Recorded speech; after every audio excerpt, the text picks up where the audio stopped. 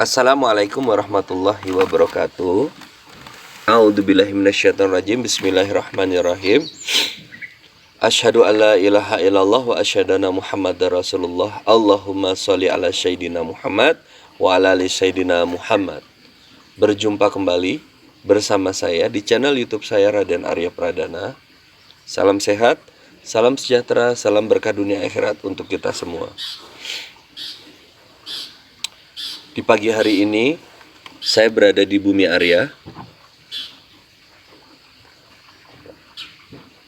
Bumi Arya sendiri tempat rumah makan, ada juga seperti yang kita lihat, ada pondok wisata, area perkemahan, area bermain anak, area trekking perbukitan, dan tempat saya melakukan pengobatan di setiap hari Sabtu dan Minggu. Nah, sahabat Raden Arya Pradana, ada kalanya kita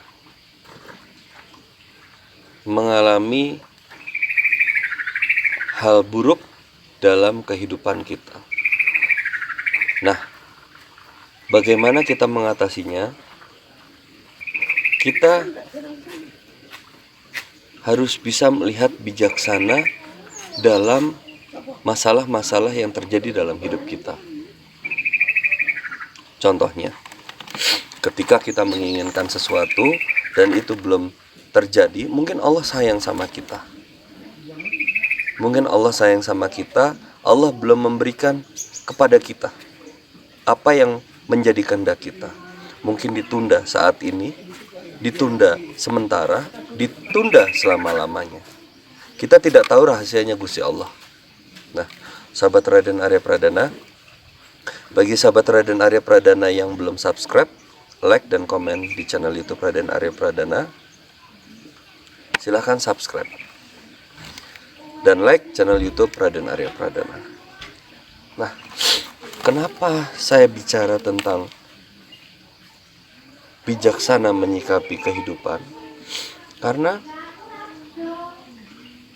ada pasien saya beberapa waktu yang lalu itu mengalami duka yang luar biasa, ditinggal oleh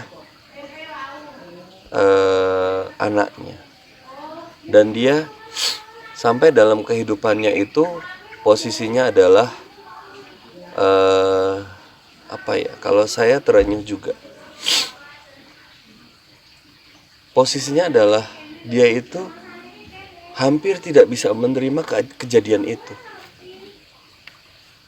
Nah, saya posisinya itu menyarankan dan sempat berdiskusi dengan ibu tersebut. Saya bilang, Bu, jenengan cobalah untuk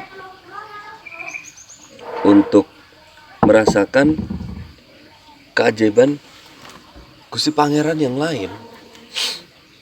Memang kalau untuk berbicara itu gampang, saya, semua orang gampang.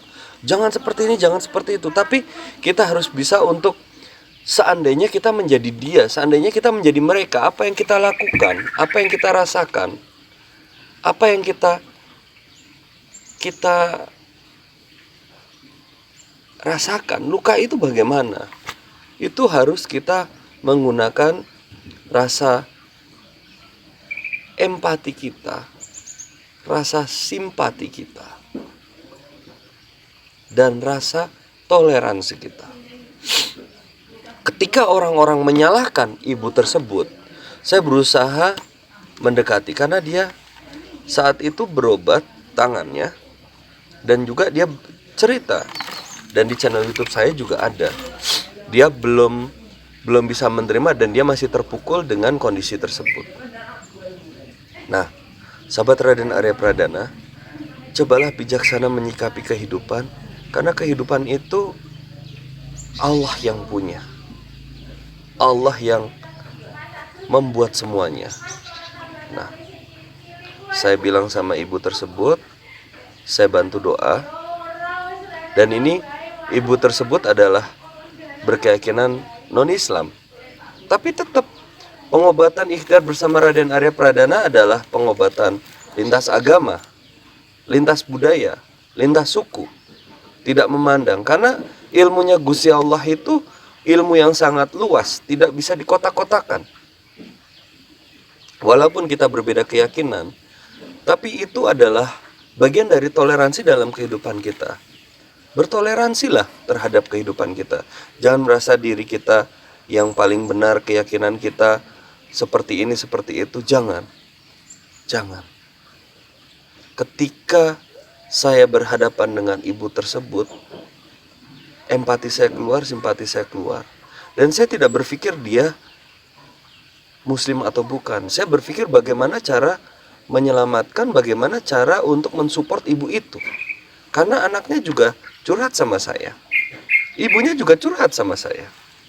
Akhirnya saya bilang, saya bantu, saya doakan. Dan posisinya adalah, saya bilang, saya ajak diskusi, ibu bagaimana? Akhirnya Dan Arya, seperti ini loh Dan Arya, saya itu sudah 2 tahun ini, saya kehilangan putra saya karena kecelakaan. Sampai saya tidur pun, saya harus menggunakan baju ataupun celana ataupun baju lah, kebanyakan baju ataupun jaket dari anak saya tersebut. Nah disitulah saya berusaha untuk ini, Bu, kenapa? Saya belum siap menerima ini. Saya bilang, itu takdir Tuhan. Itu takdir Tuhan yang kita tidak bisa sedikit pun kita bercampur tangan untuk keputusan tersebut.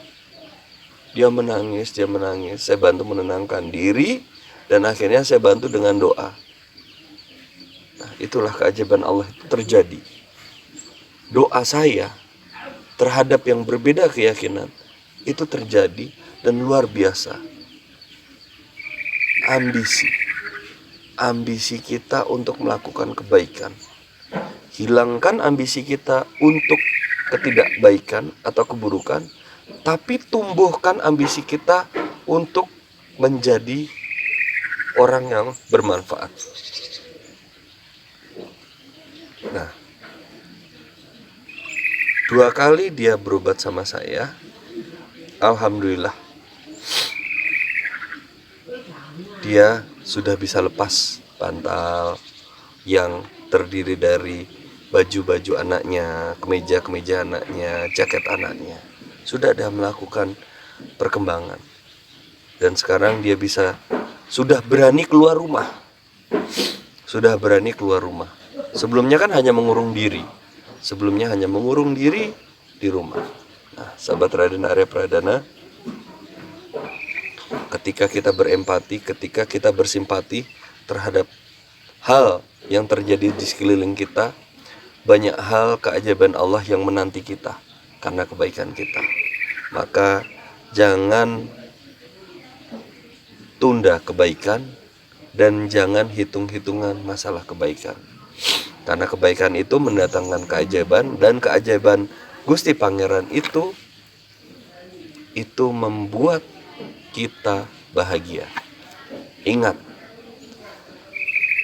jadikanlah dirimu menjadi orang yang berambisi, tapi berambisi supaya menjadi orang yang bermanfaat bagi orang lain. Bersihkan hatimu dan insya Allah jadikanlah ambisimu untuk kebaikan itu menjadi sumber awal kamu merasakan keajaiban Gusti Allah, Gusti Pangeran. Sahabat Raden Arya Pradana, semoga bermanfaat. Insya Allah kita dalam keadaan sehat. Salam sejahtera, salam berkah dunia akhirat untuk kita semua. Wabillahi taufiq wal hidayah. Wassalamualaikum warahmatullahi wabarakatuh.